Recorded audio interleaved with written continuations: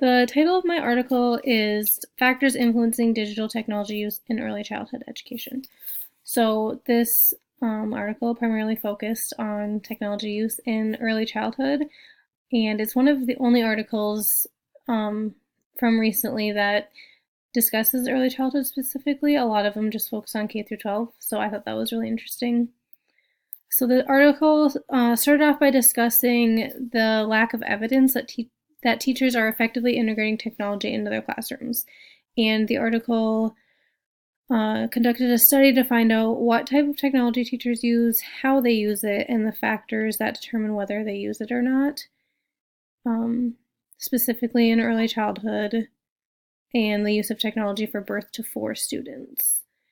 So the study wanted to find out what barriers there are to technology use and what the relationship is between those barriers. So they found that the extrinsic barriers to technology use include lack of access, time to learn about it, training, support, and professional development. And some intrinsic barriers include teaching beliefs, comfort with technology, and perceived values of technology for student learning. So it discussed the positive and negative effects that technology can have in early childhood education. The study asked participants how often they use 12 different technologies, including TV, iPad, internet, camera, smartboard, etc. There was a bunch of different ones.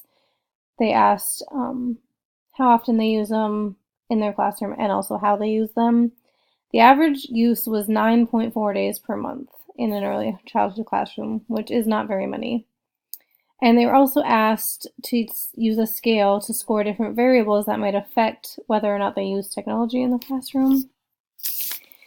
And the study showed that support, technology policy, and teaching experience had positive direct effects on technology use.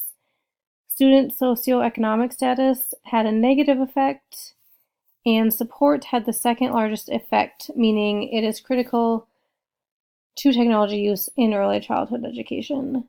So it showed that if more teachers felt supported and had more professional development on how to integrate technology successfully in their classroom, then they would use it more often.